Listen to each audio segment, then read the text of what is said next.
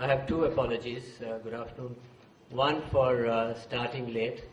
Happily because an American speaker was late, not because an Indian minister was late. Usually it's an Indian minister or a former minister who's late. Shashi, you were on time for a change. That's great. And second, while we were waiting, Nick, there was a buzz in the room. Everybody was talking to each other. So there was a lot of excitement and conversation. So I apologize for breaking that up. India and US, the future. One of the men who built the present is here, Nick Bunce. He has been with us at Aspen before, and this is his second time. His bio has been sent to all of you on email, so I'm not going to read it out. It's reasonably impressive. There's a young man here who has been his student at Harvard. So that was very recent, and he just shook your hand. And he says they compete with each other. There's an auction or something at Harvard for your class. So that's saying something, right? Big time. And we're missing him in the Indo-US dialogue at the official level. But he is leading the track 2 from the Aspen Strategy Group with us. And in fact, our next meeting is in Washington, D.C. and Aspen 10 days from now, exactly. So we're going to be together for 3 or 4 days at that time. This, by the way, is US Week in Delhi. Good or bad, I don't know. There's a Mullen floating around, there's a Holbrook floating around, and various other people like Nick Bunce. He's really played a huge part in the bilateral relationship. He's still working at it. He's consulted extensively. I wouldn't be surprised if he suddenly disappears from the non-official circles and finds himself back in some official capacity. An astrologer told me that. And we are really very pleased and very privileged to have you, Nick. So over to you, and after that I'll ask Shashi to make a few comments and respond, and then we'll throw it open for questions. Nick Bunce.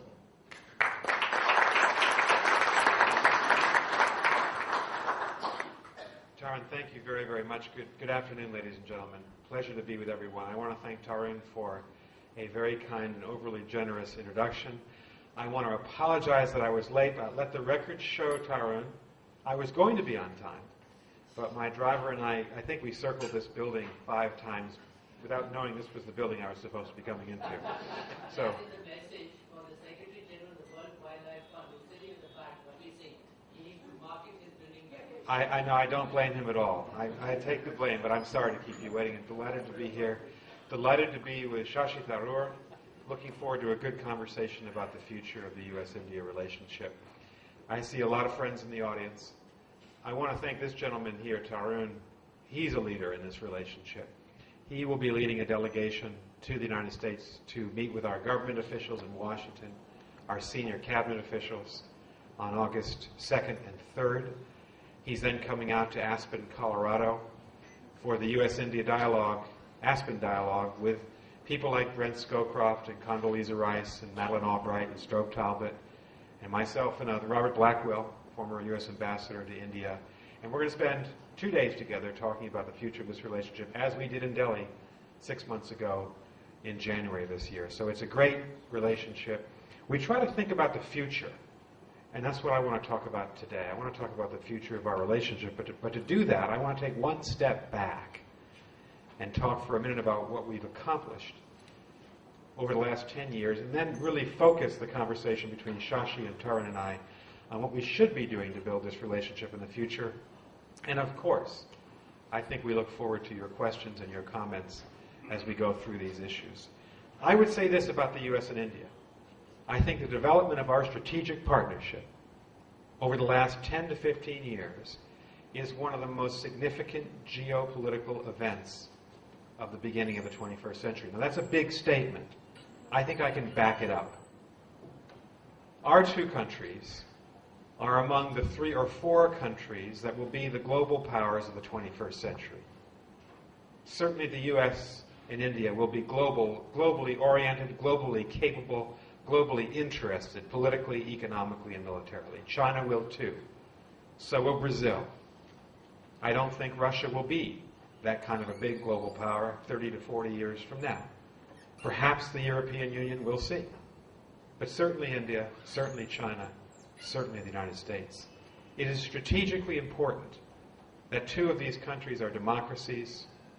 2 of these countries have stated, and this is BJP and Congress parties in India, Republican and Democratic administrations in the United States. They've stated, we shall be strategic partners, and we shall work together, not in every instance, but in the main for global peace, global security, global development. There are not many countries who have the capacity to act globally and have the combined interests, intersection of those interests, and combined will to act together.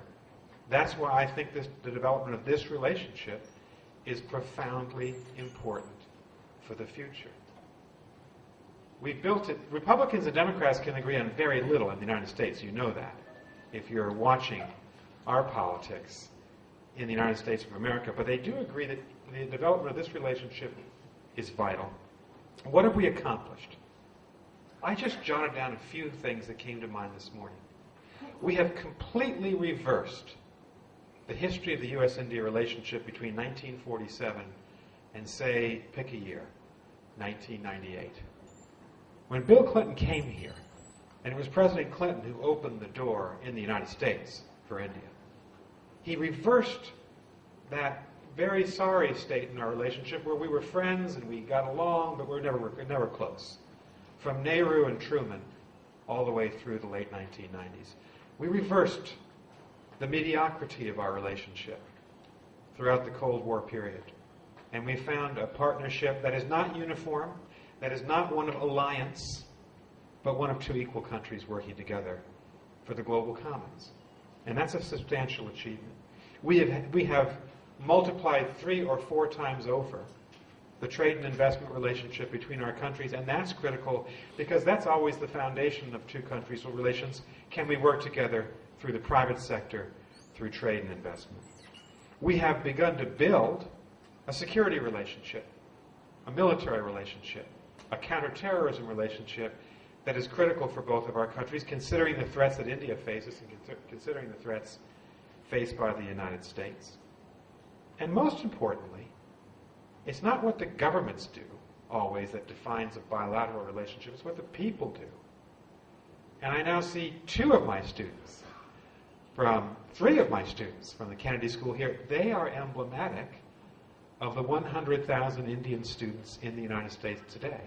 That is a greater number than the number of Chinese, European, Brazilian students.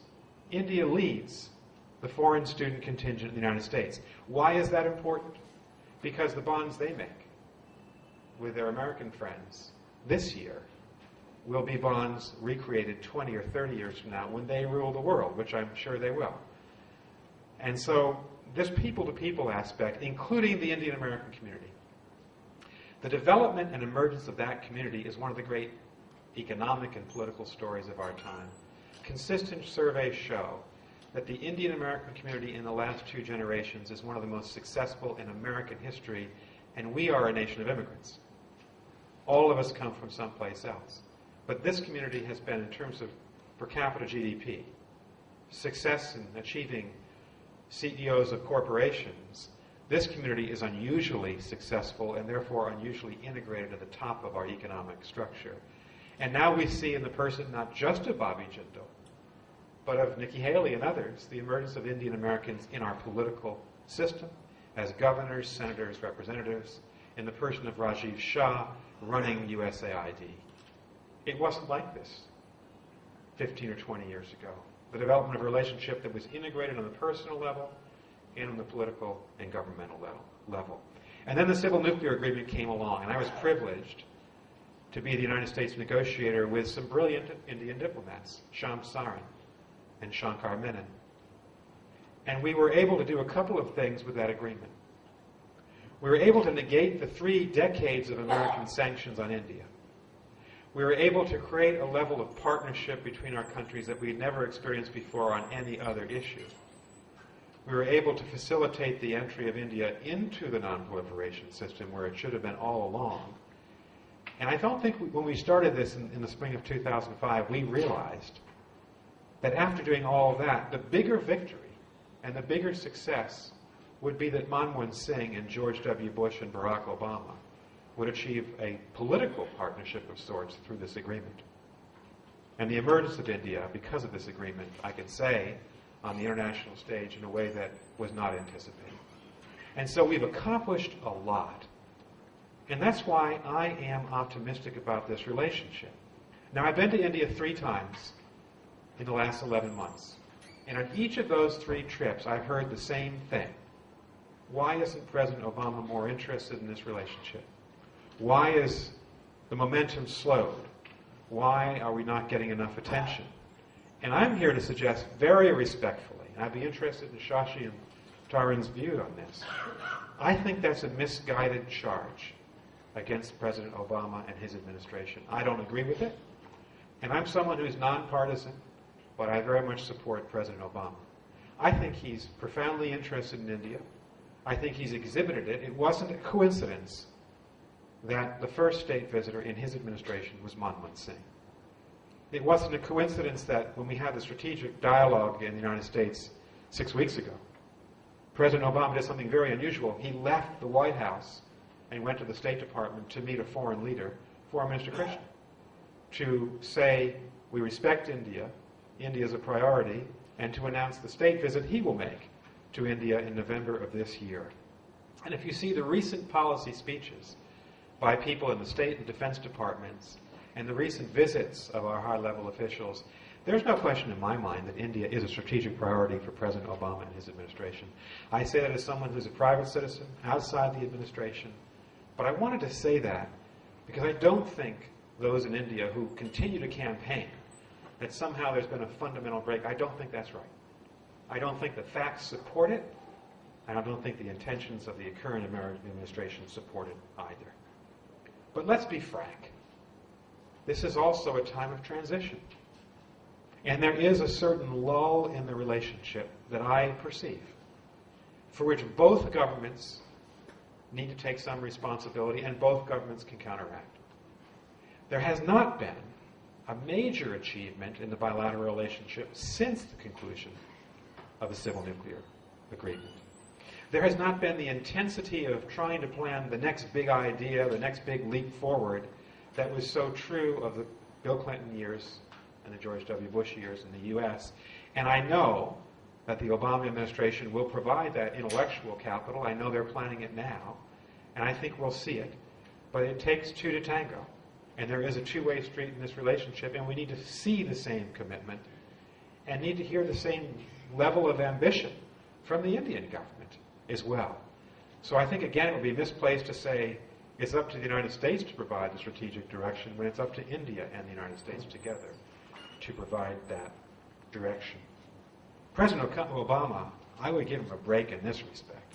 I think he's had the most difficult foreign policy agenda of any American president since Franklin Delano Roosevelt's 3rd term, which began in early 1941, in the middle of the beginning of the Second World War for the British, and on the eve of the American entry into that war. We haven't had an American president take the oath of office since FDR in January 1941, who faced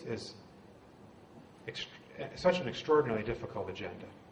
The global economic recession would have been enough to occupy any American president or Indian prime minister. How to overcome it, how to avoid a double-dip recession. But he also had to deal with the 2 wars.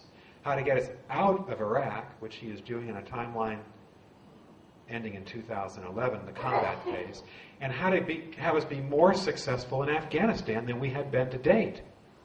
And on top of those 3 problems, he had to face a rebellious and recalcitrant, dyspeptic North Korean government, violating the letter and spirit of every international law governing nuclear weapons and nuclear proliferation, an equally disagreeable I would say, despotic and human rights violating government in Tehran, seeking that kind of nuclear weapons capability. So global recession, 2 wars, 2 countries trying to disturb the peace in Asia and the Middle East, the 2 most vital parts of the world. And on top of that, the emergence of a globalization agenda, a global commons agenda, everything from climate change to trafficking of women and children, to global crime cartels and drug cartels and pandemics and nuclear proliferation and terrorism. It's no secret that the president in his first 18 months has had to put out a lot of fires in places like Afghanistan and deal with very difficult problems in Pakistan and deal with the North Koreans and Iranians. So if India was not always on the top of the agenda, it's understandable. Now, an Indian friend said to me early in the Obama administration, there was an appointment of a special envoy for the Middle East, a special envoy for Afghanistan, a special envoy for North Korea. An Indian friend actually said to me, we don't rate. We don't have a special envoy. I said, you don't want to have a special envoy. If the Americans appoint a special envoy, it means that you're in crisis. India is not in crisis. India is growing at 8.5%, I think, this year. India is the world's greatest democracy. More people registered to vote, 2.5 times the people who registered. Our population is dwarfed by the number of people who registered to vote in your last election. 714 million people registered to vote in April and May of 2009. You're not in crisis. You're doing just fine. You don't need an American special envoy to tell you what to do. So I thought I should come as someone who worked in the George W. Bush administration, as well as the Clinton administration, to say that I think that President Obama is in tune with this relationship. And I feel that his administration is going to write the next chapter with Prime Minister Manmohan Singh and his colleagues, and I'm very optimistic about the future. But if we need to take that next big step forward, what should it be? And I have a couple of thoughts, and I'll conclude on these thoughts. First, I think we need to define in India and the United States what the strategic partnership is and what those words mean. Because the United States of America deals with allies. We have 26 European allies and Canada in NATO. That's a treaty alliance. We're committed to each other's military security. If one of them is attacked, we rush to their defense. On 9/11, they rushed to our defense and invoked Article 5 of the NATO treaty. We have Japan, South Korea, and Australia and East Asia as treaty allies of the United States. Surely that's not what the future of the U.S.-India relationship will be. It will not be one of alliance. India is too big, too proud, too non-aligned throughout its history to be an ally of the United States. So we have that type of relationship. We also have, I would say, uneasy partnerships, not strategic partnerships, with countries like Russia and China. They're so big. They're so powerful. We need to work with them, and we do. And sometimes in a very amicable, productive way, and sometimes not so easily. But because neither is a true democracy, China not at all, Russia the pretense, but not the reality of a democracy, since they don't always serve the global commons the way at least we aspire to, the United States does not have a strategic partnership with China and Russia. So I think part of the issue here for Shashi and I today is, what is this strategic partnership? And while we've done a lot to define this relationship, the BJP in Congress, President Clinton and President Bush, we never really defined what that is, and it gets to the heart of the matter. Let me say that I think this is first and foremost a job for the United States on our side of the relationship. We need to understand that India is unique in the world. There is no other country that comes close to it in terms of its size, the nature of its democracy, the power of its ideals upon which the country was founded by its great founders. It is a unique actor in the world. And if we try to fit India into one of our boxes, ally or uneasy partner, India won't fit, or we will be unfair to India, or we will not realize the ambition in the relationship. And here's what I mean. Let's take the issue of export controls. Is the United States going to make sophisticated defense technology available to India? The answer is we should. The problem is our bureaucratic structures don't recognize India in one of these identifiable boxes. And so therefore part of the work ahead of us, ahead of our governments, is to define a liberalization, I hope, of our export control regimes that will allow India to have a mature, equal relationship with the United States and with our defense industry. And I think that's very important. What could India do of a similar nature? India could recognize that in association with the United States, it has great responsibility for global peace and security. And so on some very difficult issues, let's take Iran and the sanctioning of Iran by the United Nations Security Council 4 times under Chapter 7 since 2006, there are responsibilities that come with countries that aspire to membership in the Council. And one of those is dealing with difficult actors in the world. And Iran is a difficult actor. Now, India might pursue this in a different way than the United States. India has influence and a relationship that's of much longer standing. But surely we need India's shoulder behind this wheel of the international community trying to convince Mahmoud Ahmadinejad and the Supreme Leader Ali Khamenei to return to reason, talk to the IAEA, allow the IAEA to have an inspection authority inside Iran, talk to President Obama. They've rebuffed his repeated attempts to negotiate since President Obama took office. So I think in this two-way street nature of our relationship, the first thing we can do is to define what this strategic partnership is. The second thing we should do, I think, is to be much more ambitious about what it is. I think the core of it has to do with power and security. India faces a pernicious terrorist threat inside the country, but particularly from outside. Some of it Pakistani-based, some of it based other places. The United States faces, in some cases, an identical threat, in some cases, one that is a little bit different. We should be partners in counterterrorism. We should be sympathetic to each other and understand the problems that each other faces in this region and around the world. That's also true of defense. Does India have an idea of what our defense relationship should be in the future? I have ideas as a private American citizen. I think we should be military partners, not allies. We're not going to be allies. We're not going to always see the world the same way. And again, India is too big, too proud, too independent, or too non-aligned to be allied. But military partners means answering the great strategic question of the 21st century. Will we maintain peace in the Indian Ocean, in the Pacific, and in Asia? We must, in a nuclear age. The best way to ensure peace is for the democratic countries to be strong, to have capable navies, air forces, armies, to be exercising together frequently, to be training together, as we did when we responded to the tsunami in December 2004. Shashi will remember this. A great humanitarian catastrophe. Who got there first? Your Air Force and Navy with our Air Force and Navy, and those of Japan and Australia. Because we had trained together, because we had a certain degree of interoperability at that time, although not clearly sufficient, and because we trusted each other as military partners. I think we should achieve a higher degree of military interoperability. And that would mean that we would begin to operate sometimes from the same platforms and same systems and have a degree of interdependence, not of alliance, which will be the crucial factor that will give us peace as China rises to power, as the world changes, and as we create a democratic space in the Indian Ocean and the Pacific in the future. Third, we have to manage the global commons together. We're two societies and economies ever more closely interlined than ours in managing the global commons problems.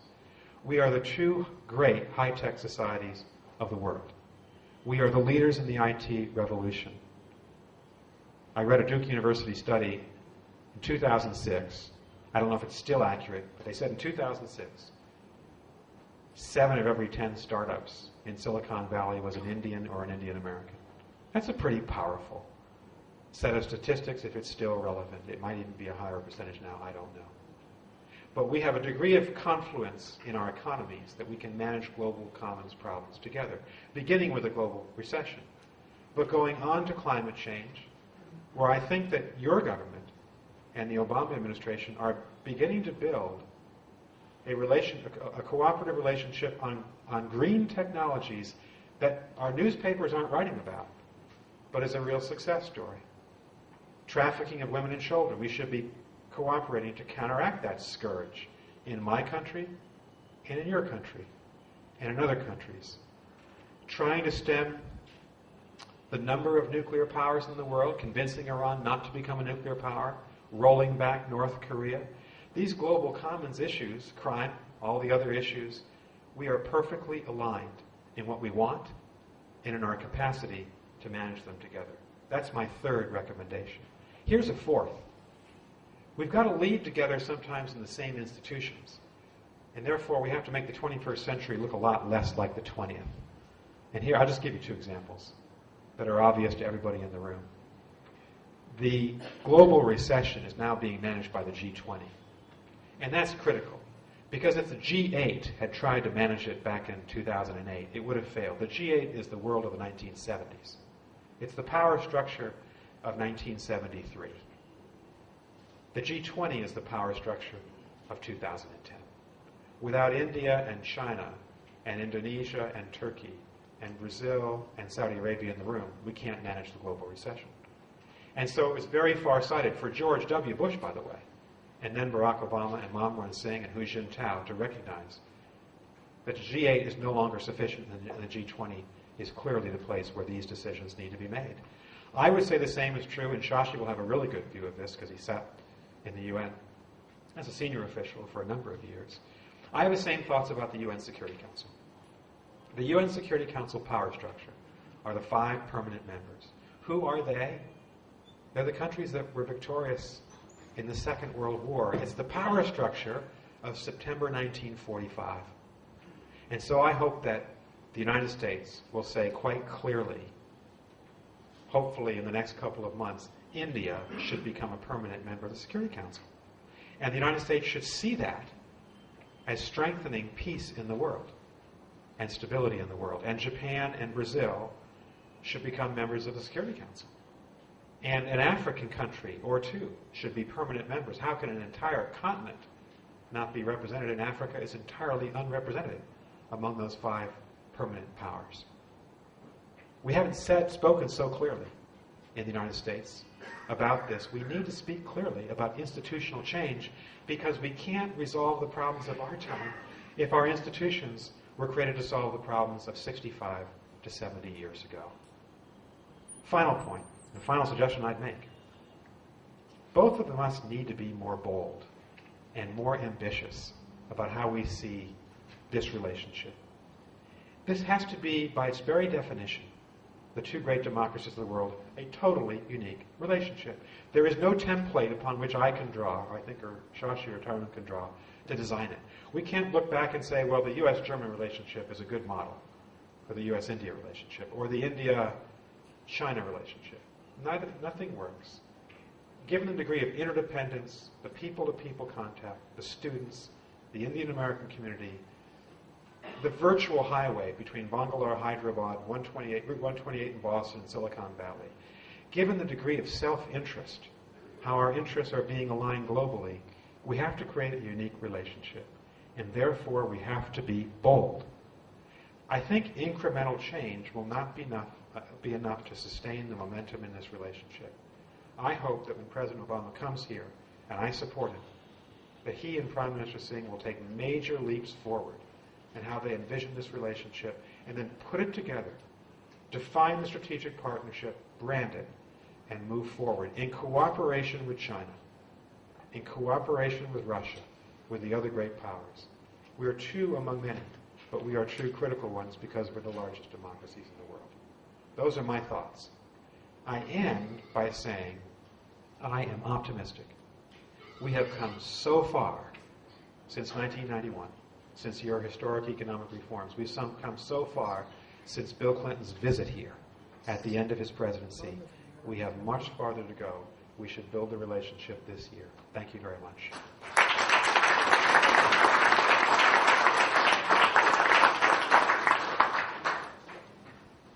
Nick Burns is always great value. I think terrific to have you here, Nick, and on your 4th visit, which hopefully will be in a few months.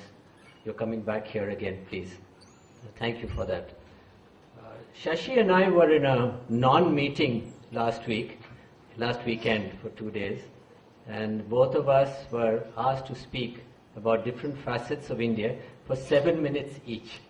You're not confined to 7 minutes. You could take more than that, but this guy is just amazing, and I know many people would love to hear you respond to Nick. Shashi.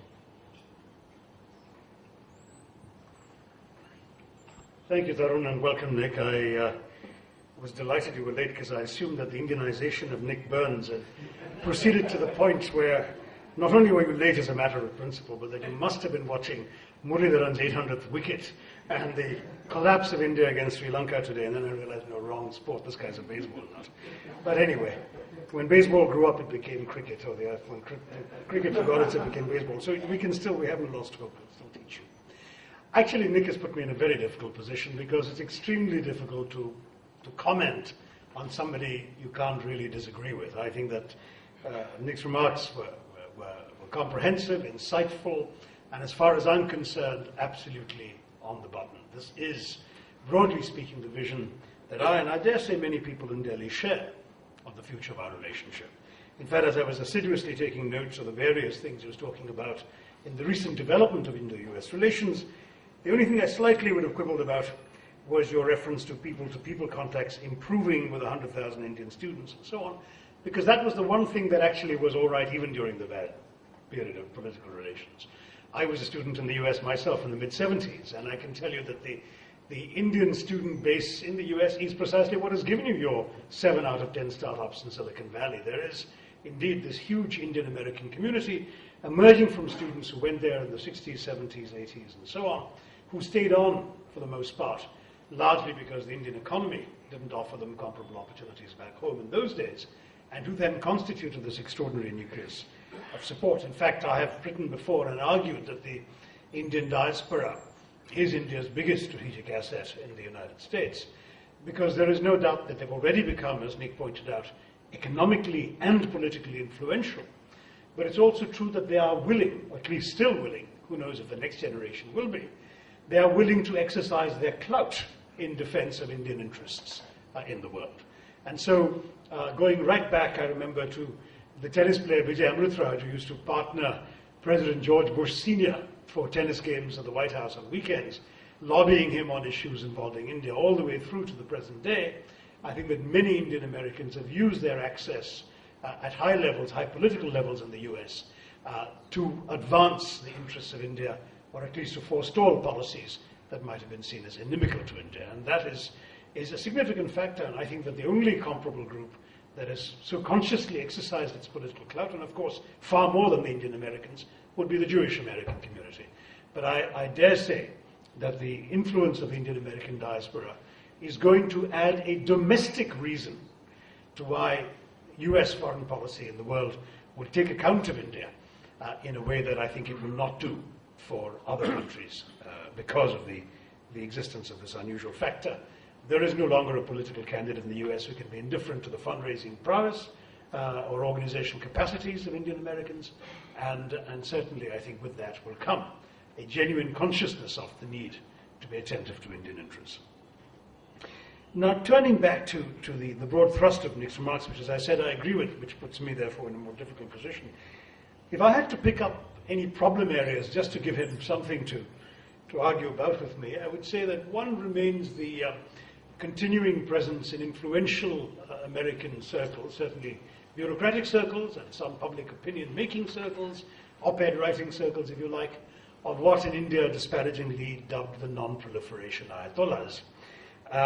Nick, having held a political position in which he had to advance this point of view, will, I think, understand some of the frustrations that are felt here by the fact that there is this extraordinary moralism associated with the advancement of a position in Washington that is fundamentally amoral, because the Non-Proliferation Treaty is about the closest thing we've got to apartheid surviving in international affairs, the notion that there is something that only a small group of countries is entitled to have and nobody else can, irrespective of what other factors might qualify them to develop the same technologies and capacities. And this notion, which sadly has been internalized by a certain constituent elite in Washington, does project an irritant into some of the relationships, and I dare say it is present also in certain sections of American officialdom. I think that has to be paid attention to. The second would be those who persist in seeing India through the prism of other relationships. And there are two particular relationships, I think, that are in the minds of some in Washington. One, certainly in a more benign way from their point of view, is the consciousness of the relationship with China. The notion advanced, certainly during Nick's time in government, that India could be a counterweight to China, never advanced at a senior political level, but widely talked about, is one that, as you know, was not well received in India, because India takes itself fairly seriously as an autonomous actor in world affairs and does not fancy serving as anybody else's counterweight to any other third party. So that notion that somehow India should fit into a paradigm that has been devised in Washington to contain a rising China is not welcome here, and is not particularly the way in which Indians would like to see their relationship with the US. The more dangerous hyphenation is, of course, with Pakistan. And there, I think we do have some genuine lingering problems.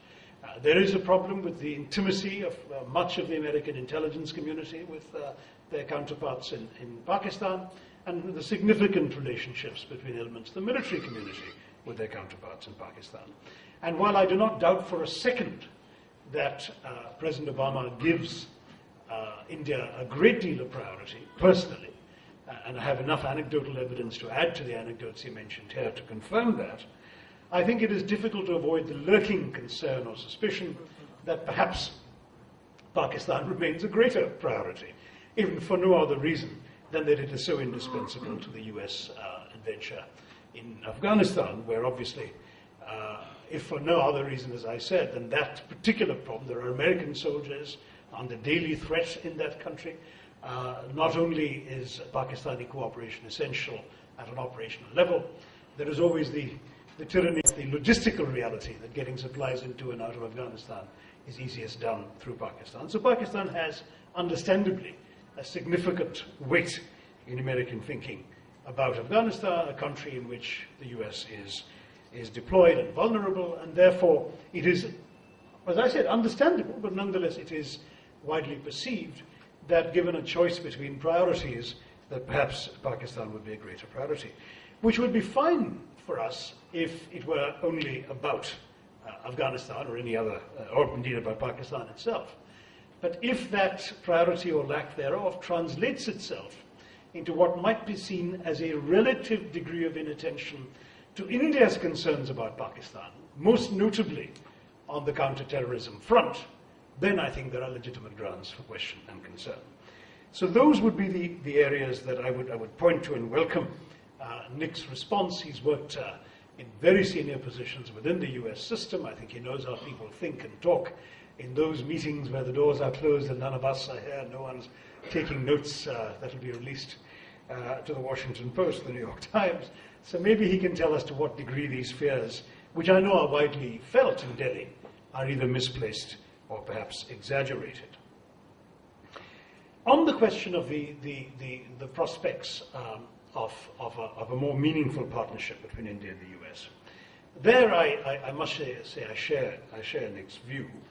For two reasons. I think the US in the post-Cold War era is still struggling to define the terms of its engagement, its bilateral engagements with a number of countries. As Nick pointed out, there are very real treaty relationships, and those are relationships in which India will not participate. I think the days of India signing a bilateral treaty of that nature with any other significant power are gone. But at the same time, what is available that is a notch below is, and certainly has not been extended to India anyway, is this somewhat obscure designation of a major non-NATO ally.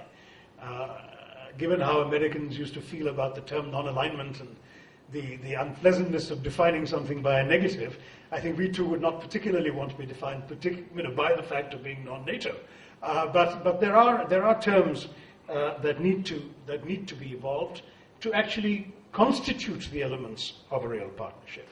And while America has to do that thinking, as far as India is concerned, I think we are ourselves in a significant phase of transition. We spent, understandably, the first decades after independence concerned about using foreign policy to protect our newly won, hard-fought sovereignty and preserving our ability to conduct ourselves autonomously in world affairs, which had to be proven, had to be established. We were, after all, a country that had been colonized by foreign rulers for 200 years, and that experience had marked the generation that came to power and carved out a place for India in the world.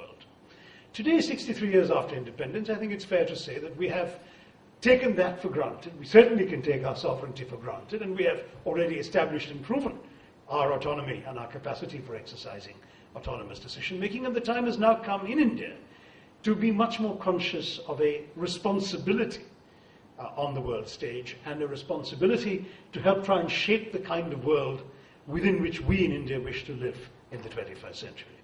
And that transition is happening at a time when, of course, our economy has liberalized dramatically, which has given us a stake in the globalized system, and at a time when the end of the Cold War has also opened up certain political possibilities for us. So I would say that if I had to identify some of the elements which we would need to start with in defining a strategic partnership with the US, elements where we have clearly, definably agreed common interests, I would start off with preserving the global system itself. I would talk about the great importance of preventing and resisting and indeed diffusing terrorism. We feel it intensely in our own country, in our own neighborhood. The US felt it once on 9/11, but thereafter has worked against it on the global stage. There's an obvious intersection of interests. It is by no means certain that the full potential of this partnership has indeed been developed or even fully explored. There are practical matters like keeping open sea lanes of communication across the Indian Ocean, certainly, is where we would have a direct ability to contribute. But there is the broader issue of preserving free trade. I think it's not been axiomatic in India to think in these terms, but I will say to you today, we have a vested interest in the continuation and success of globalization. India's economic prosperity depends on that, and with that, therefore, comes a newfound faith in the importance of free trade, in the resistance to protectionism, including in the United States, where it's reared its ugly head a little bit in the last couple of elections. And I think that is a common interest as well. Nick mentioned international peace and security. I agree with that entirely, and certainly you know that India has now no rival, no other contender for the Asian seat, the non-permanent seat in the UN Security Council, so we expect to be elected comfortably in October to serve in the Council for the next 2 years, and I believe we'll have an opportunity to demonstrate how seriously we take our responsibilities in the maintaining of international peace and security. And I would take it one step further and say that we also have a common interest in the preservation and promotion of democracy and pluralism. Not perhaps in the way in which the US has often understood it. And certainly India has been very proud of the fact of our own democracy not being something we've ever tried to thrust down anybody else's throat. Democracy, we've often believed, is rather like love. It has to come from within. You can't really impose it on anyone. But having said that, we have been proud of the example we've set, and we've always been willing to offer what little advice and help we can, whether it's the running of elections, the preparation of constitutions, and as you know, in the last few years, in the strong, including financial support that India has given to the UN's Democracy Fund. So we have an interest in that, and as a society which has been challenged by certain sectarian forces within and certainly from without, but a society which has successfully demonstrated how you can manage pluralism and religious diversity through the framework of a democracy, we do have some experiences we can profitably share with the rest of the world in a way that does not need to be seen as either patronizing or lecturing or imposing, but rather as a useful example to contribute. And I think it would be foolish of us to pretend that we don't benefit when democracy takes roots elsewhere. Certainly in our own neighborhood, the advent of democratic governance in some of our neighboring countries has definitely eased our own situation where we've been living in a tough neighborhood in recent years. Finally, Nick, deliverables. We're all looking forward with great excitement to the state visit of President Obama later this year. And certainly the one thing we all have to guard against is the cynical comment made by a critic of my government last year, which was that that we get the state dinners and Pakistan gets the $500 billion worth of military hardware to use on us.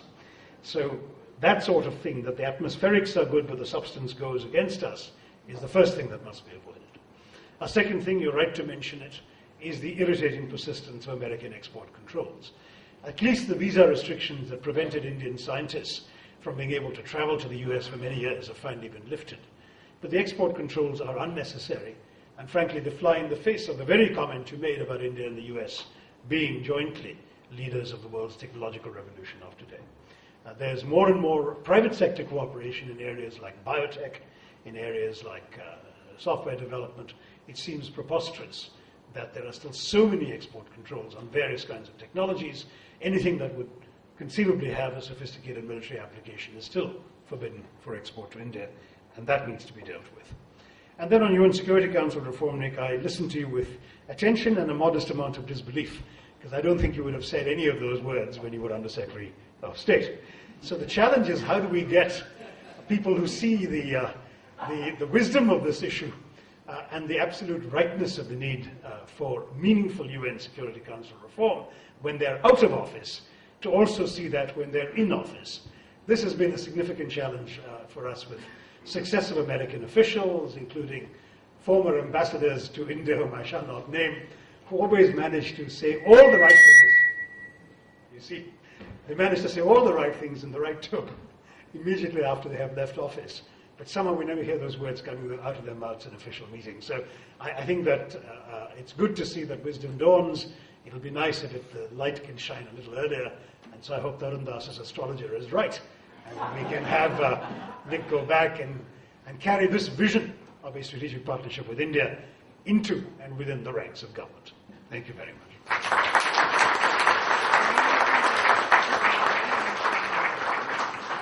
Thank you very much, Shashi, and you add value, and you added some spice to the conversation.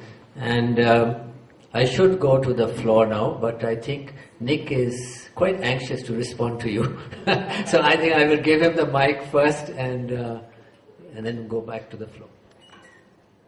Oh, there's not much to respond to. I enjoyed listening to Shashi, as usual, and enjoyed the dynamism of his remarks. I guess I want to just accentuate 2 points. One is, I think that we need to hear a stronger Indian articulation of what India wants this relationship to be. I think there's a quality, especially when I visit here, of is the United States going to do for us tomorrow? And every relationship's a two-way relationship. And so what I'm most interested in is hearing an Indian definition. I think we've heard a lot from Americans, from President Obama, certainly President Bush. You'll probably hear more during the state visit from President Obama, certainly will. But what is the Indian view? To what extent will this partnership focus on environment, space issues, economy, defense and security issues? How do we create a defense partnership in the Indian Ocean that works with China, in concert with China, but yet strengthens the democratic space? These are very tough issues, so I'd be interested in hearing ideas from people in the audience. Secondly, I just wanted to say, every person who serves in government, of course, especially in democratic societies like India and the United States, is free always to represent the policy of that particular administration. There are lots of people in our society who want to see India on the Security Council, not because we want to be charitable or be nice to India. We think it'll strengthen the Security Council. But along with that comes responsibility. So I do think, as a friend of India who supports India becoming a permanent member, these next 2 years will be critical. Because it is different when you exercise the veto in the Council, or when you have the responsibility for deciding whether to send a peacekeeping mission, as you know. And sometimes you have to be tougher with your friends and tougher with your neighbors than you ordinarily would be. I would just cite an example of Iran. Brazil's a country that I think should be on the Council, but when Brazil and Turkey threw a lifeline to Ahmadinejad 10 days before the Council voted sanctions this spring, I don't think it helped Brazil's chances to become an early member of the Council. I just say that as an observer. I'm no longer in the government. It was so at variance with where the rest of the international community, including China and Russia, were going, which was towards sanctions. It puzzled a lot of people. And so I think India will be tested in the next 2 years, and I have every reason to believe that India will meet those tests, but they will be tested on some of these really, really difficult issues. We can't stop Iran just with nice words. And so action by the Council has to be tough. I'm speaking in the sanctions here, not of military force. I just wanted to add that comment to your own. Thank you, Nick. First question here, gentleman here. If you just announce your name, please. My name is Klaus Voll. You have been last year here, I think, and you confessed a certain non-familiarity with internal situation of Indian democracy. I'm sure you must have done some of your homework. So what do you perceive as the major internal discrepancies in India? Left-wing extremism, unemployable, educated, secessionism, extreme economic inequalities, which could block or at least reduce the speed of your envisaged special relationship between India and the US. Let's take a couple of more questions and then come back to the panel. Yes, come on. There's a mic coming to you. Well, as a big idea, I would suggest that US and India say that or announce that by 2020 you'd be able to produce alternative energy at $1 million a megawatt as capex. Yes, sir. The mic is coming to you. Just wait. Yeah. I am KK Pal. I want to know from Nick that what do you think that the relation between your strategic relation between Pakistan and you will be a hindrance in the growing relations between India and US? Yes, sir. I'm Anu Bose. I'm an advocate. A brief question, sir. Okay. Two brief questions for Nick and one little small question for Shashi. You talked about we don't want to be allies, we don't want to be uneasy partners. Would you advocate a kind of Churchillian doctrine of unwritten alliance beyond treaties and protocols? That's the first question. The second thing is you talked about the two rogue states, Iran and North Korea. You talked about China with a wave of a hand and you said a rising power. Now that's something that concerned me. I would like to go back to 62. Would you like a revival of the Nehru-Kennedy spirit? And that's number two. And for Shashi, there's a small question, of course. You talked about fighting, preventing, and diffusing terrorism as our focus area. There again, I'd like to bring in Churchill. Would you like to do what he said to the fascists, that we have no truck or parley with you or the grisly gang that work out your wicked will? You do your worst, we'll do our best. Is that what you propose to do? Okay, let's go to the panel. All great questions. Far be it from me to analyze in a room filled with Indians, India's internal difficulties. I see nothing happening inside India that would impede a strategic partnership with the United States. But I'm very sympathetic to the fact that India faces, obviously, the challenge of poverty alleviation. And I would hope that my country, through our private sector, through our great land-grant institutions, could be helpful in a second green agricultural revolution in India. And I know that India faces a major problem with the Naxalites, with the security problem, particularly in the eastern part of the country. Americans are entirely sympathetic. This problem has gone underreported in the Western press. Much more attention needs to be given to the challenge that India faces that no other democracy faces. No other global democracy faces these kind of internal problems of security that India does. I think people might be more charitable towards the challenges that India faces if they knew some of these facts. On the big idea, I am fully in support of your big idea. The two great high-tech countries of the world can produce an energy-independent future for us both and for many other countries in between. Battery technologies, for instance. I hope the internal combustion engine will disappear from the streets of Delhi and Washington in the next couple of decades. It should, if our engineers and scientists are working together. Third, on Pakistan. This is going to generate lots of other questions and comments. I know how Indians feel. I would say this. Do not ask President Obama to rehyphenate our relations with India and Pakistan. One of the great things that my boss, Condoleezza Rice, did in March of 2005, during a visit to Delhi, she said, we're going to de-hyphenate American policy in South Asia. We will have separate relationships with India and Pakistan. The relationship that we are building with you is entirely different than the relationship we have with Pakistan. Both are important. One is filled with crisis. That's the relationship with Pakistan. It's derivative of the internal weaknesses in Pakistan. The other is one that we can be eternally optimistic about, which builds on the strengths of our societies, our high-tech revolution. That's our relationship. So and I had many other conversations the last few days where Indian friends would say, please don't do this, that, and the other thing with Pakistan. I said, if you ask President Obama to shut down the American Economic Assistance Program or our military assistance program to Pakistan, you will be rehyphenating the relationship that we have with the two great countries of South Asia. That's not in India's interest. And I would submit in this highly imperfect situation, and I'm very sympathetic to the fact that India was attacked on 26/11 from a group based in Pakistan. And we can't deny that, and we have to confront it. But I think that India is going to be better off if all of us try to strengthen civil society and the civilian government in Pakistan, rather than leave Pakistan to its own devices. And that's the only way I'd answer those very good questions. On our relationship, what should we call it? It is entirely unique. Should we call it the partnership? The Indian-American partnership. You'll have 100 of them, and we will too around the world with various countries. But our relationship with you and you with us will be unique. It will be the most important relationship that both of us have, potentially.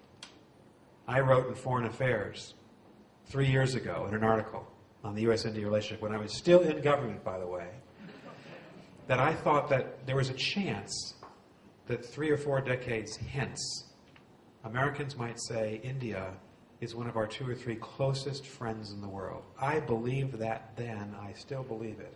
I said it then in government. I'll say it again today as a private citizen.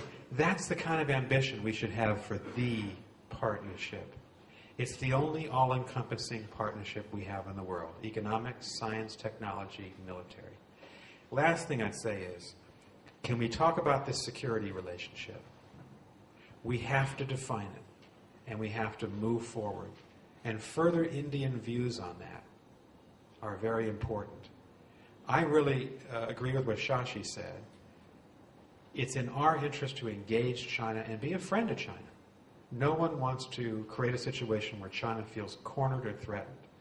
But if China, let me say it one more time, if China finds that in the middle of the Indian Ocean, or in the Straits of Malacca, or in the Western Pacific, there are no strong navies run by democracies, or air forces, then that's a very dangerous and unstable situation in 2020 or 2030. If China finds countries with which it can work, its leading trade partners, Japan and the United States, strong, vibrant, and working together for peace because we are interoperable, because we're flying some of the same aircraft, and we're sailing some of the same vessels, and we've trained together. That is a recipe for peace and security in the 21st century. It's the biggest question we face, and I just take more Indian thoughts about that. Shashi, I've heard you speak about the internal challenge issue very eloquently, of course, in relation to the US. There's a mic there. Why don't you just take a couple of minutes on that?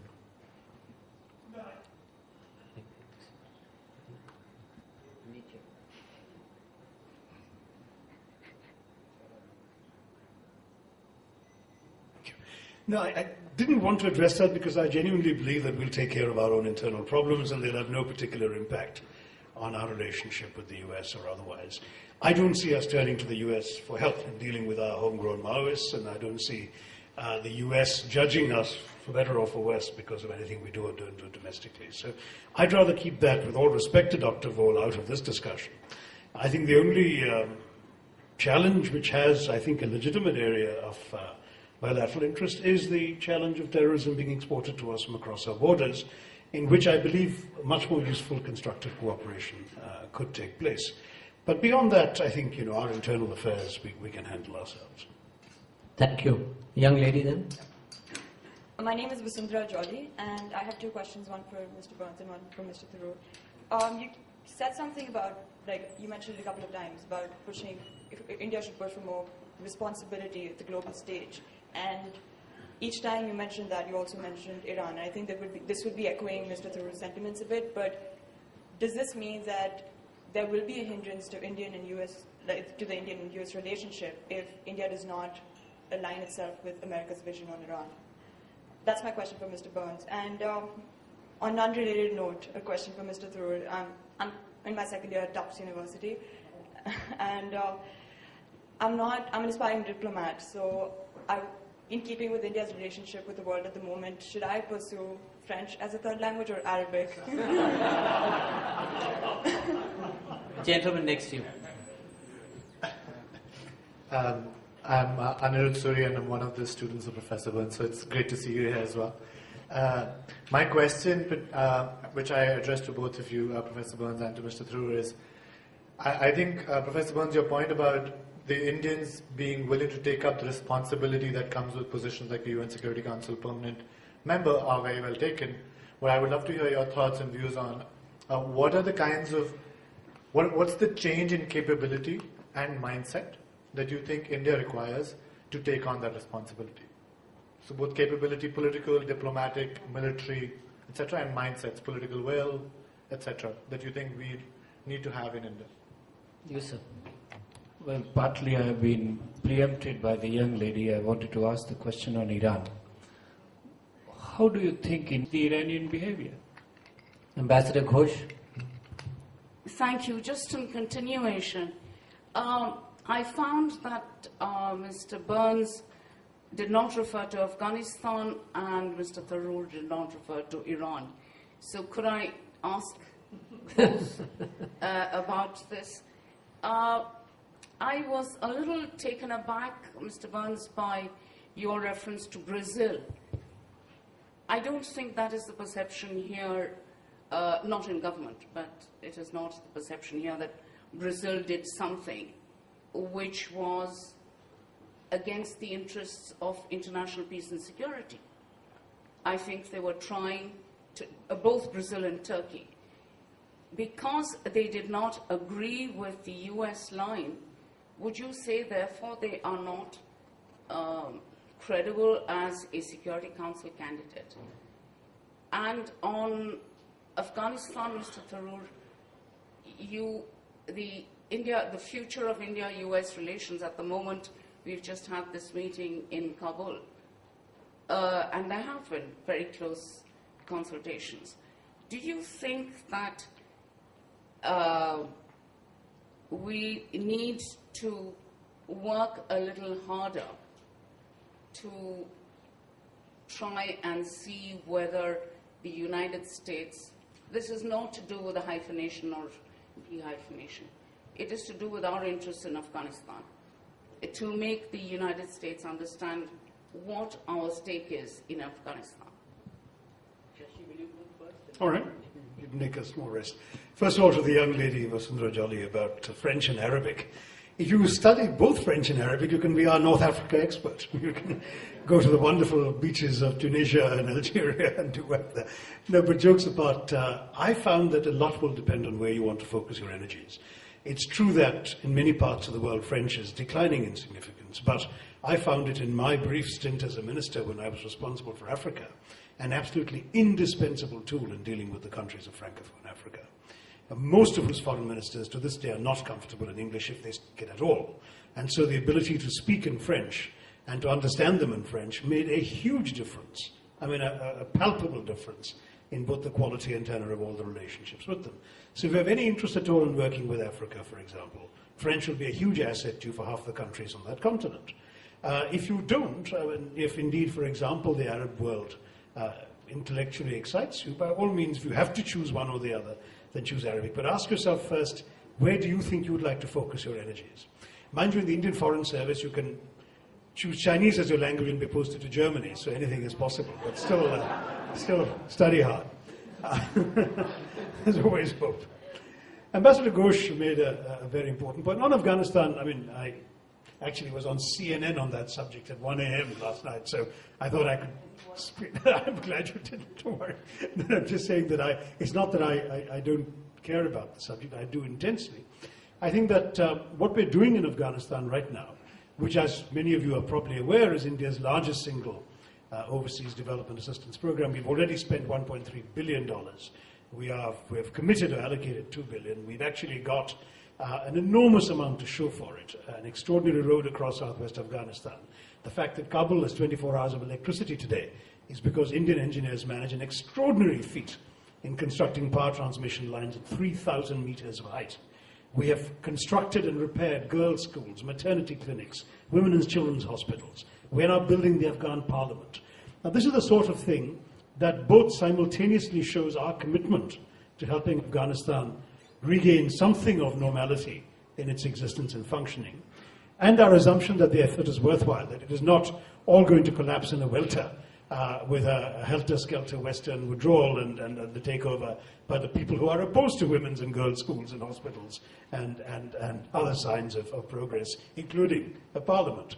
So if you like, both the substance of what we're doing and the symbolism of it presumes that there will be a certain continuing stronger military capacity to be expeditionary in the world, to sustain its troops at long distances, to be able to play an even bigger role than India currently has, and India's done a lot to support the UN peacekeeping operations, and to play this global and regional role to provide a secure Asia, secure Indian Ocean. A friend of mine, Robert Kaplan, who was here with Tharoor and I in January and spoke at a panel with us, is going to publish a book, I'll give him some free advertising, called Monsoon. It's going to be published in the United States in October. And Bob spends a lot of time in that book, I've read it, talking about the importance of the Indian Ocean. And in a way, I think the way he described it in an earlier lecture was, if the Mediterranean and Europe was the geopolitical focal point of the 19th and 20th centuries, it's likely the Indian Ocean will be the geopolitical focal point of the 21st century, because that's where India, China, Japan, and the U.S. Navy are. That's where our trade in oil and gas are. Straits of Malacca to the Gulf of Aden.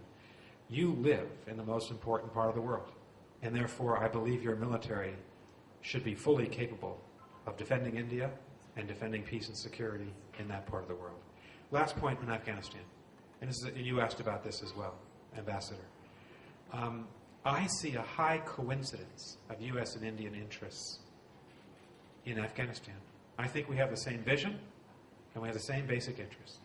One unitary state, not the creation of a Pashtunistan, as a very good friend of ours has recently advocated, a very good friend, in a very important article.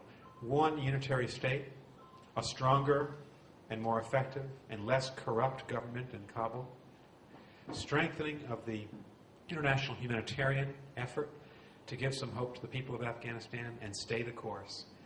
I fear that if we leave too early, because it's too difficult, then we leave Afghanistan to the Taliban and Al-Qaeda. If India stays, and you're a leading provider of economic assistance, as Shashi said, if we stay, if Japan stays, if the European countries stay, if Pakistan would stop giving support to some of those insurgent groups and start supporting the Afghan government, then there's a chance over the next 10 years we have to stay. We have to stay maybe at a lower troop level, but we have to stay. You wanted to ask about... Yes, sorry, would you like to say something about what you feel about the proposal, President Karzai's proposal for reconciliation with the Taliban? Not the reintegration, but the reconciliation. I'd be interested in Shashi's views. I'm sure he knows more about this than I do. I think that President Karzai is basically right that modern civil wars do not end as the American Civil War ended, in an absolute victory of one side over another. This civil war is going to end at a conference table through reconciliation. I don't believe that Mullah Omar wants to reconcile. In fact, I fear that the Taliban's lesson that they learn is that if they hold out long enough, they'll win a victory. I think we'll see that the senior Taliban will not reconcile. But can the lower level people, can the fighters in the street, can the tribal elders convince some of the young men that they shouldn't be fighting for the Taliban, they should be supporting peace in Afghanistan? If that's what President Karzai means by this, then I think it's a good start. But Shashi might have a better view than that. Actually, we aren't terribly keen on any aspect of any element of the Taliban, but having said that, any former Taliban that's prepared to embrace the kind of democratic society Afghanistan is trying to make itself, we obviously have no difficulty with those elements reconciling. But people who gain power over a part or whole of Afghan territory through the barrel of the gun and expect to be able to parley on equal terms with the government in Kabul, I think we would have some difficulty with that. So a lot depends on exactly how this reconciliation works in practice, who with, on what terms, etc. And we know that the creation of a unitary state in Afghanistan may well turn out to be exactly, it may well never have existed. So that we do have to recognize there will be various ways in which political power can be exercised. But we certainly would have some difficulty with some of the elements currently known as Taliban exercising significant control over portions of Afghan territory. Yeah. There are many former members of the Indian Foreign Service here. But for me, the doyen of the Indian Foreign Service is Ambassador Raskotra. And I'll ask him to. Mr. Burns, thank you for a wonderful speech. A lot of good things have happened between India and the United States, and I think those 4 or 5 big ideas that you mentioned, both sides should take them on board. On one particular aspect, I detected in your remarks the usual ambiguity and ambivalence, and you are going out of power, out of government has made no difference in that. That is the homily we usually get on, supporting the civil society in Pakistan. We have been doing that for 50 years. You have been opposing us, you are opposing us today. A real impediment, and I think not China's, and not Pakistan as such, a real impediment in progress in our relationship, Washington-New Delhi, is United States' strategic partnership not with Pakistan, but with the Pakistan army, which is a rogue army, warmongering army. And what Washington had done in the last 8 or 10 years, pouring money, arms into the army, it has again led to the suppression of civil society in Pakistan. What do you plan to do about it, whether in government or outside the government? Thank you. Professor Satish Kumar, we're on our last round of questions now, because we need to close. Well, my question pertains to the question raised by Nicholas Burns as to what can be the content of India-US strategic partnership. I think one very important area is the institutions of global governance. Now, I'm not referring to the Security Council membership because India is bound to get it anyway, 2 years, 5 years, 10 years. Nobody can deny that to India. What I'm trying to say is, being the 2 most important democracies, the largest, the oldest, or whatever, we have stakes in the future of global governance. The institutions pertaining to global security, including the Security Council, the institutions pertaining to global financial governance, with regard to which Prime Minister Manmohan Singh has already been talking to President Obama, the institutions, for instance, the Asian security architecture, the institutions which pertains to how to control global terrorism, these and some other areas where India and the United States have very heavy stakes. And since you have tended to give importance to India, and we in India know that in terms of India's values, in terms of India's heritage, in terms of India's contribution to the governance of the world, in terms of ideas, starting from non-alignment to the present day, India has ideas about how the world should be governed. Therefore, if you are willing to take India as a partner from the long-term point of view, keeping in mind the requirements of global security 50 years hence, 100 years hence, India and the United States must get into an intense, ongoing, prolonged, continuous dialogue on how to formulate and develop and evolve institutions of global governance, economic, political, security, terrorism, and various aspects. This is my suggestion as to what to incorporate in the contents of the strategic partnership. Gentleman in the white shirt, you've been waiting a long time. My name is Dr. Justin Paul. Been living in Japan, and what I have observed in Japan is that there's a very strong give and take relationship between United States and Japan. And Japan hosts a lot of military camps of the U.S. in Okinawa, Tokyo, etc. places. And Japan has also invested a lot of money, millions of dollars in U.S. government securities. And do you see that kind of military cooperation between, in the days to come, between India and U.S.? Is there a scope for that kind of military cooperation? India is not doing that the way Japan is doing for the United States. And is it because of the mutual need for the U.S. and India that we are having greater cooperation in sectors like education and IT? Is there better synergies for military cooperation? I think right now we are more focusing on IT and education between the U.S. and India for the growth.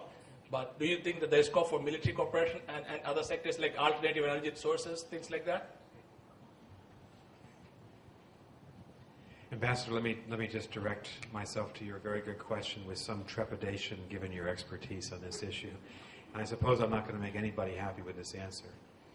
I don't see an alternative to a strong U.S. government relationship with Pakistan. I don't see the alternative because we live in a very imperfect world. Pakistan has a very weak civil leadership, a high degree of corruption, doesn't control most of its territory, exports terrorism, and sometimes, unfortunately,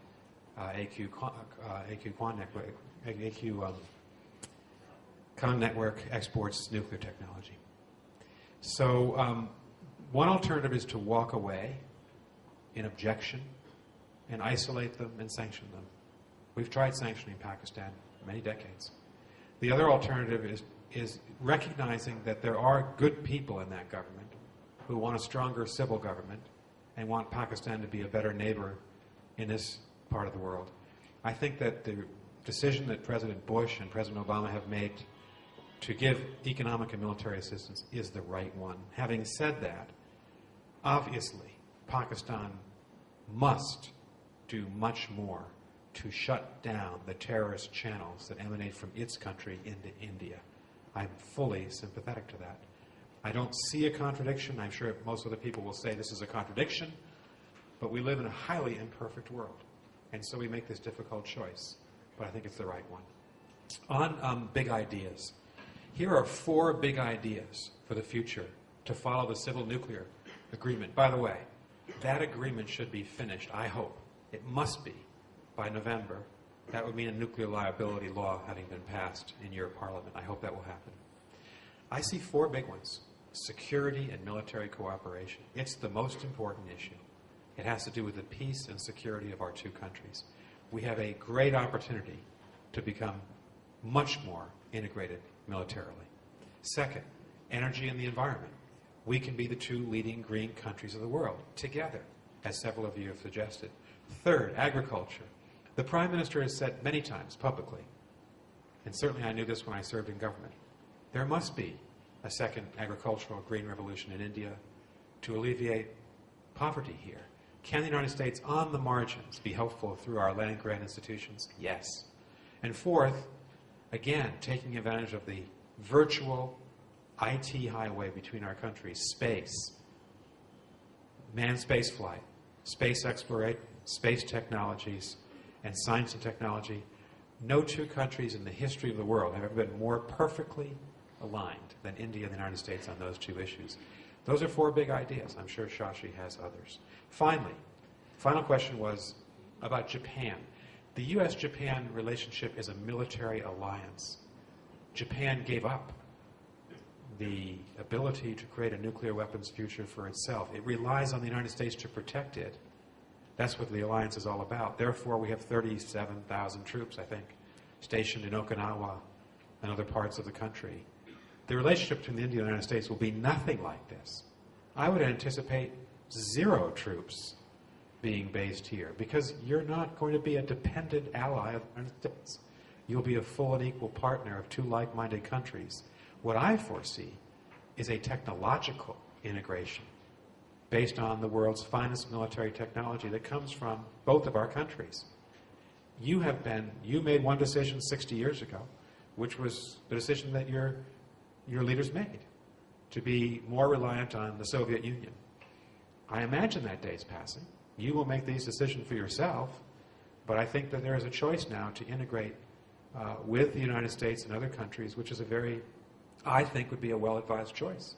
Not as an ally, as a full partner to preserve peace in the future. And so I wouldn't see Japan as a template in any respect for the U.S.-India military partnership to come.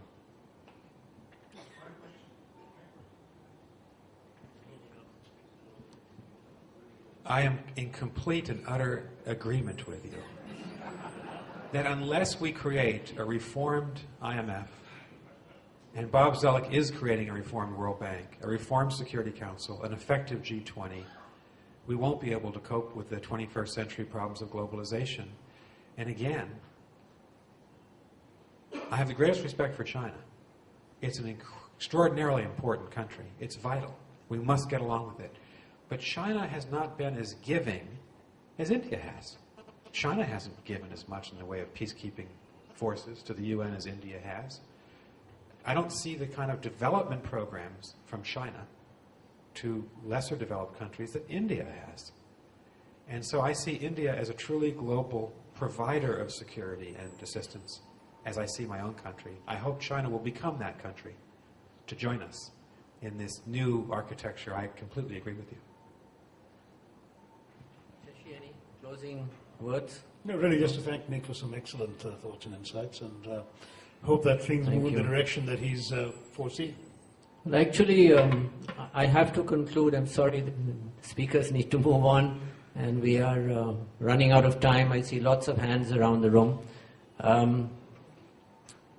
This has been the best attended session we have ever had, ever, in Aspen, and we have major sessions. So obviously, you and this gentleman on your right are a good draw, but people came more to hear you than to hear him because they didn't know he was going to be here. So he was a kind of a windfall. A phrase that you used, Nick, struck me very much. Building a virtual highway between India and the US. I think this is for me is a kind of a headline under which we should put, all kinds of things. Building, okay. It's going to be more than virtual, of course, but I think it's a beautiful phrase, building a virtual highway, because the potential is enormous. By the way, on the economic side, I see huge new initiatives in linking mid-sized companies between the US and India around the Obama visit. Not only the big fat cats of the CEO's forum, which I have been associated with. So this is a political statement of small and mid-sized companies of both sides getting together. I think you will see billions of dollars of investment by Indian companies in the US. A new phenomenon, and adding to jobs there, not downsizing. Every Indian company which is invested in the US is a success story today. And success story in terms of business and in terms of employment generation there. So I think I'm going to see, hopefully, new dimensions added to this bilateral relationship. And for me, not just because Lockheed Martin is sponsoring this event, and we thank them for that, but I think the defense relationship is very important. We are building economic strength in this country. We will reach 10% growth, which Prime Minister Manmohan Singh is targeted. We will reach that. I think in 2 to 3 years' time, we will cross the Chinese GDP growth rate. You will see that happening. I hope I'm around also to see that. But I think we also want to build defense strength. And I think this defense partnership with the US is critical in that. So we need to think out of the box like we did on the nuclear one and get all our agreements worked out, change the language here and there if necessary, and move on to the next stage of the defense relationship. That is delayed. I'm very happy that the defense minister is going to Washington. presumably defense ministers don't go to Washington unless something is going to happen at the end of that visit. Thank you very much. Thank you for coming. Apologies to everybody who wanted to ask questions and could not accommodate. Thank you to both of you.